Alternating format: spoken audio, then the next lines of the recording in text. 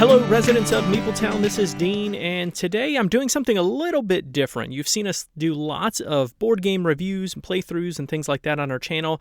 We do a lot of board game apps on here as well, but what I have not done in the past is a review of a Switch game. Now, I'm not getting away from board games. In fact, this is a board game implementation coming out from Monster Couch Games. This is Wingspan, which is a huge hit in the board gaming community. And what I'm going to do today is we got a preview copy of this, and we are going to be, by we, I mean me, I'm going to be talking about this today, just talking about some of the things that I like about the app, some of the things that I might not like about it, and just give some kind of a review without giving this a score. Now, if you have paid attention to our channel for a while, you know that we like Wingspan quite a bit. In fact, one of our first reviews was of Wingspan. I'll put a link in this video so you can go back and see one of our first, I think this is our maybe second or third review that we did. And so when Monster Couch reached out to us, I was really excited about it and to get this one played, and I tell you what, I was not disappointed. So let me go ahead and give you a few things on this first. First, the release date for the Switch version of Wingspan is going to be December 29th, and that has a price of $19.99. And I'll just give it kind of a brief overview of how the game plays, but basically each player is going to have a player board, and on that player board is going to be a spot for lots of different cards.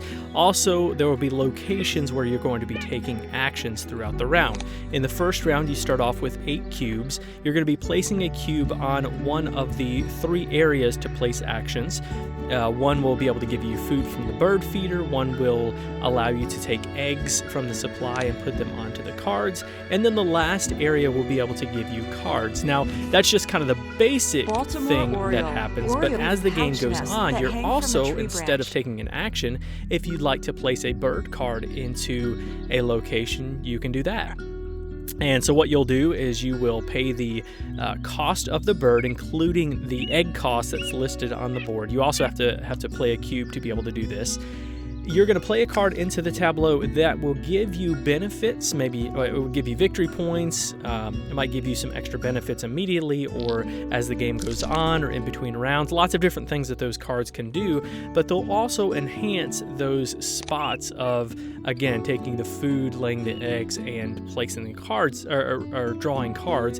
They'll enhance those actions so that you'll get better actions as the game goes on, the more birds that you're going to place into your board. And that's just kind of the gist of how the game plays. And if you want to see more of an in-depth view of what that looks like, you can go back and look at our review. But what I want to do is just give a quick review of the Switch version for this. Now, I'll go ahead and say first off, I don't play a lot of board games on my Switch. I do a decent amount of gaming on the iPad. I just feel like the clicking on that, the touch clicking on that tends to be easier. The screen's bigger than the Switch, and so I was a little apprehensive of playing Wingspan on the Switch.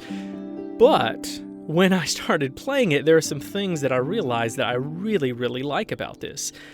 First off, the music for this game is fantastic for what the game is. Now, it's not like this, crazy rock music, anything like that. In fact, it's quite the opposite. It's this really relaxing music that just puts you in the mood of collecting birds and laying the eggs, and I just felt so relaxed when I play this game. There was nothing stressful about it. I could just really enjoy it and enjoy the atmosphere that the game provides, and the music really puts you in that place. Another thing that puts you in the place is the details in this game. You have the birds, when they get placed onto your board, they will then be animated, and so they're going to be doing different things. Different birds will act in different ways, but they're all animated whenever they are on the board. Also, when you play a card onto the board, it will there's somebody who reads what would be the flavor text on the cards. It's going to read this about the birds in the Switch version of the game. So when you place the bird, it will give you a little bit of a line or two about this bird that's interesting, and it gives you just a little bit of extra detail that you don't need in this game, but it just adds so much to to the feeling, to the whole ambiance of this game. And I just love the fact that they added that detail in of the animation, of the reading of the, just the quick little information pieces about those birds. I just thought those were really great details. Brewer's blackbird. Brewer was a prominent 19th century ornithologist and oologist. And I love that. And also in the game, you can click on the bird, and that bird, you can hear the song of that bird whenever you click on it, which again is something that doesn't have to be added, but because they added that extra little piece in there, just makes it that much cooler. Overall, I just really love this game a lot. In fact, I've gotten away. I don't play on the handheld as much, and I'll get to that in just a second as to why I don't do that. When I've played this game the most, and I've played this game a lot now, but when I've played it the most, I have put it on the screen on our main TV, and I just use the Pro Controller to play this game, and I think the controllers for that are really easy to master. It's nothing at all too complicated. In fact, you're not even having to move around on the screen very much. Mostly you're just pressing the buttons that match up to the different locations, and all that is just so intuitive and done so well. I love that that's the case, because when you play in the handheld version, one of the things that can frustrate me in this game is that when you go to click on an egg, whether that's to discard an egg to play a card, or whether that's to add eggs to the board when you take the lay egg action, when you're adding the eggs to the cards, sometimes, and it can get kind of frustrating when I'm using the handheld version. Sometimes when you're doing that, because the eggs are so small, and maybe it just is my switch, but it doesn't register. It doesn't register that I'm clicking on that bird to take an egg or to add a bird to that card. It can be kind of frustrating. But again, I'm not sure if that's my switch or if that's just an issue with the game or an issue with the Switch in general. Again, I don't do enough handheld gaming on the Switch to know if that's the case.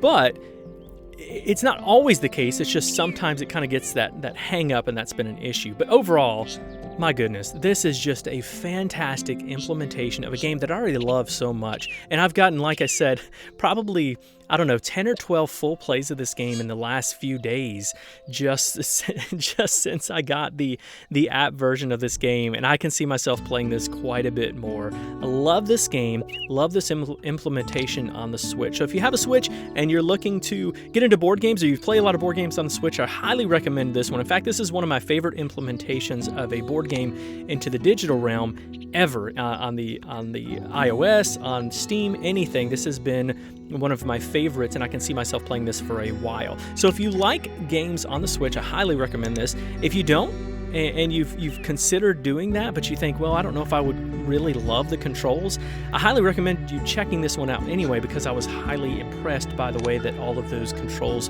were implemented into the game. So again, this gets 2 big thumbs up for me. Really enjoy this implementation for the Switch. If you'd like to get in touch with us, you can go to MeepleTownGames.com. You can also check us out on Instagram, Facebook, and Twitter. That's at MeepleTownGames. You can also reach out to us on the Board Game Geek Guild number 3407. And until next time, thanks for coming down to Meepletown.